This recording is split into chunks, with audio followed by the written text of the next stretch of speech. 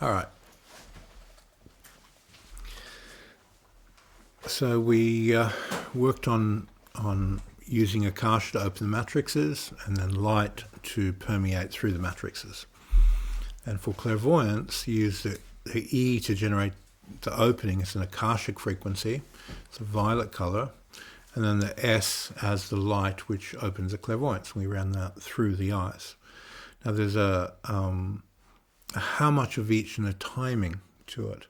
You want to get opening before you energize. So how much time you spend putting the Akasha, the letter E, through it.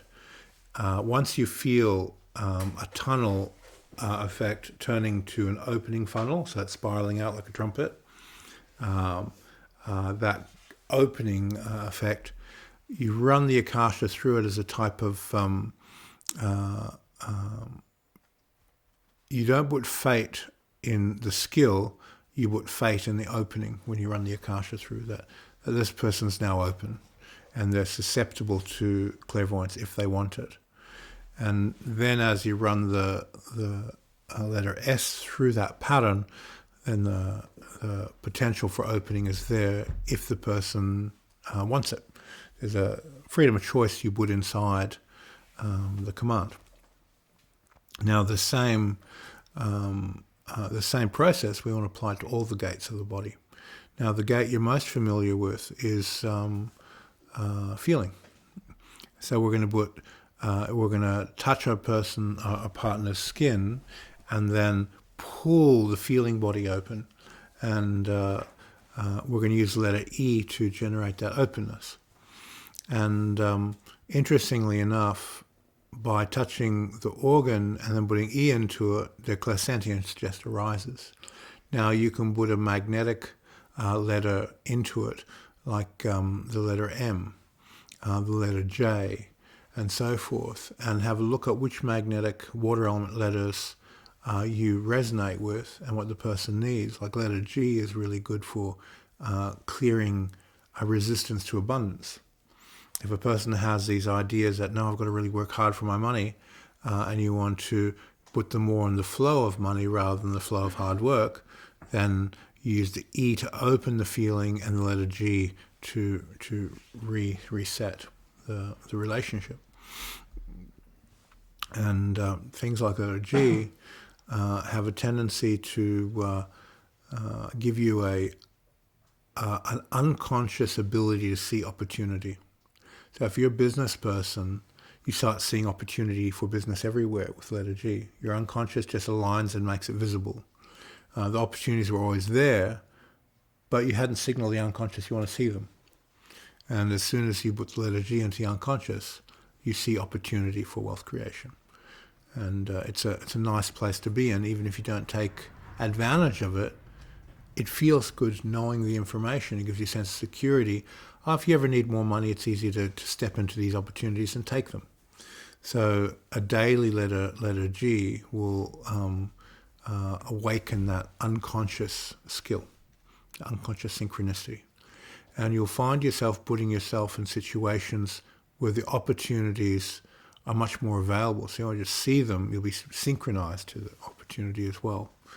And I keep the letter G very in resonance with teaching, because I don't want opportunities outside of teaching to distract me from teaching, because there's a lot more money to be made in other things, but if the letter G is too strong, I'll be doing other things and not teaching, because it'll dominate the field. So I don't let it become an alpha tuning fork.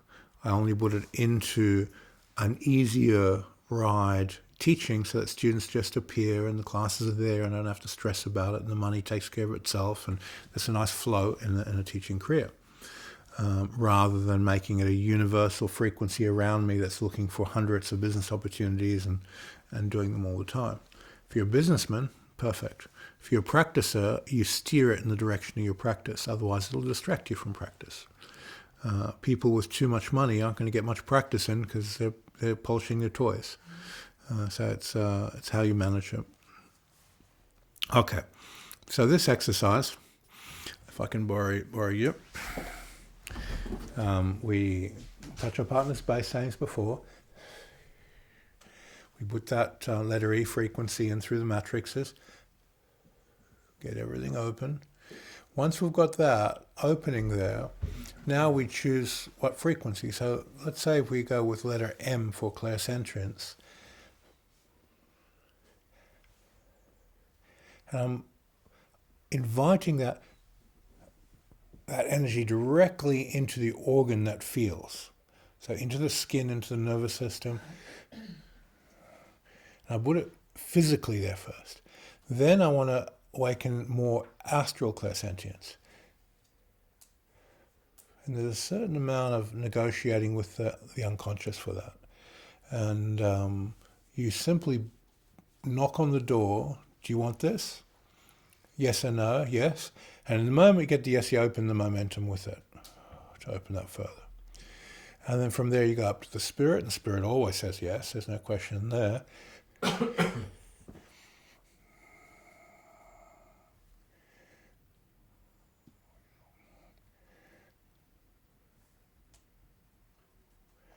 And then you can go up to the etheric body. And there you really have to ask.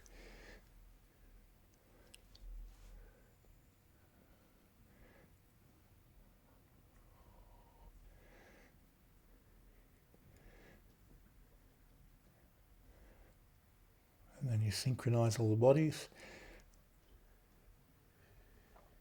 There's a type of clairsentient field in the water element. You just want to spread all those bodies into that clairsentient field.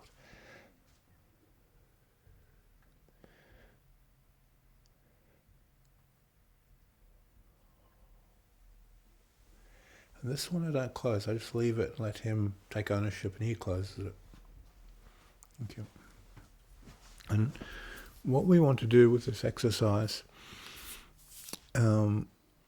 is different to clairvoyance, because clairvoyance, you want a very defined on-off.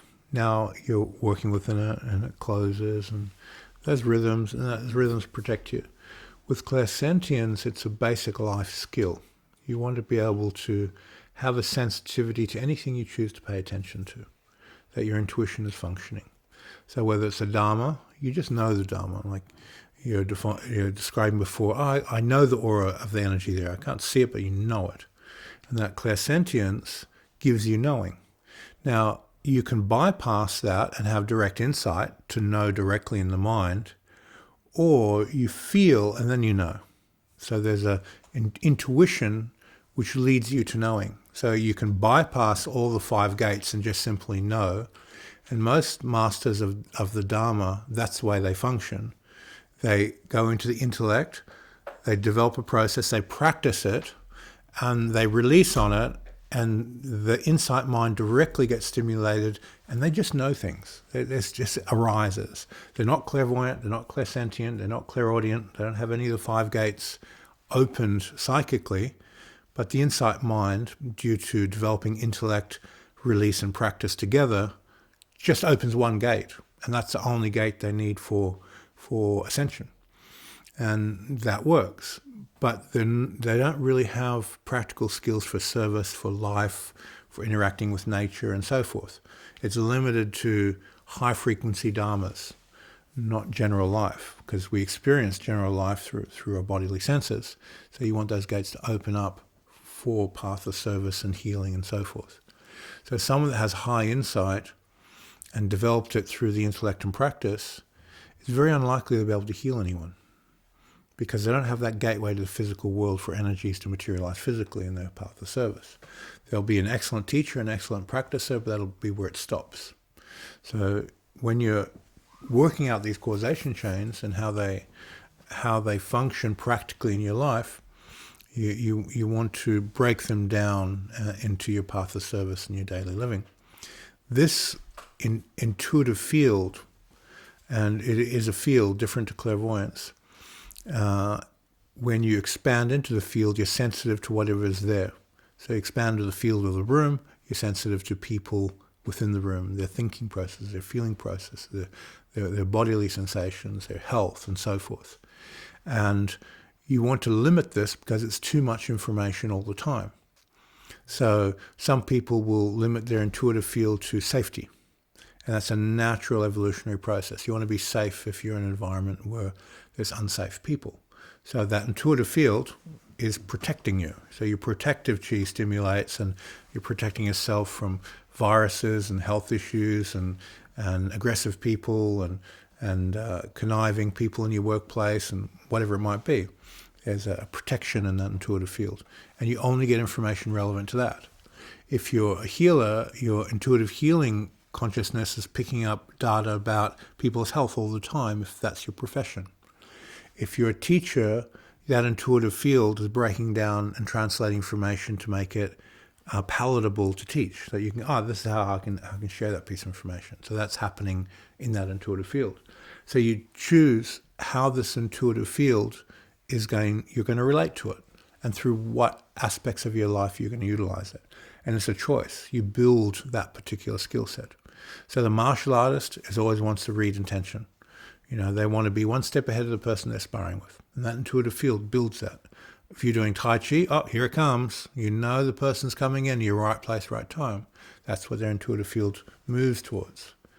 So you choose what intuitive field do you want to develop? What's it for?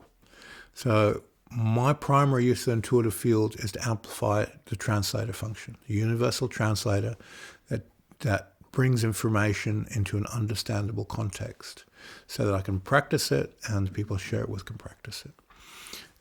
It's a choice. So when you open up your partner's field, first time you don't choose.